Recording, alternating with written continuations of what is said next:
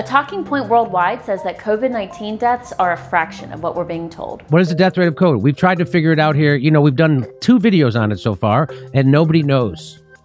Well, I think a lot of people know, but they're not telling us. That's American comedian Jimmy Dore. Jimmy Dore is a YouTube personality and offers political commentary from the left. He used to appear in shows like The Young Turks. Here's what Dore says near the start of his video. John Campbell is going to tell you what the real death rate is in the UK, and the answer is going to surprise you. Dore is responding to a new video from British YouTuber John Campbell, who is talking about the way COVID-19 deaths are labeled in the United Kingdom. Now, there's been an awful lot of debate about deaths in this pandemic.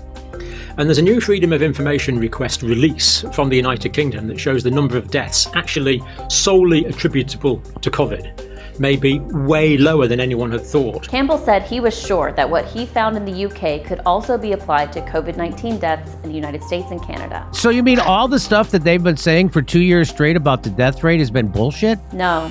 This thinking relies on the false premise that the COVID-19 death count is inflated by people who died with the virus rather than from the virus. It's time for the Truth-O-Meter Minute.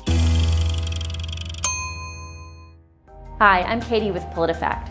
John Campbell's bio says he is a retired nurse teacher, and he has more than 2 million subscribers on his YouTube channel, where he frequently offers commentary on COVID-19. Campbell shared data he received from the UK's Office for National Statistics, and they covered 2020 and the first 3 quarters of 2021. In that time, there were more than 17,000 deaths in England and Wales, where the sole cause of death that was listed on death certificates was COVID-19. 17,000? That's only 13% of the overall 131,000 COVID-19 deaths in England and Wales at the same time. Jimmy Dore lamented the lack of news coverage about the so-called real death count revealed by Campbell. I wonder why they wouldn't want people to know the real death count.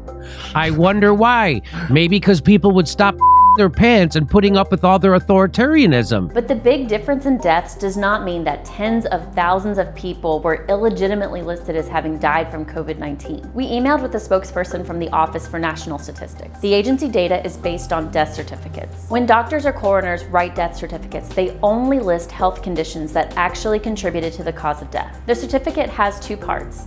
One is for the sequence of events that directly led to the cause of death. The second part is for health conditions that contributed to a person's death but were not the direct cause. The spokesperson told us if a person did have COVID-19 but there was no reason to think that was at least part of the reason they died, the doctor or coroner would not write it on the death certificate. Translation: if COVID-19 appears on someone's death certificate, it was always part of the reason they died. That's the case if it was listed by itself or if it's listed with other health conditions. The UK is following the World Health Organization definition of underlying cause of death. That means the disease or injury that started the train of events directly leading to that person's death. The UK report that Campbell cites clearly states that the 131,000 deaths were due to COVID.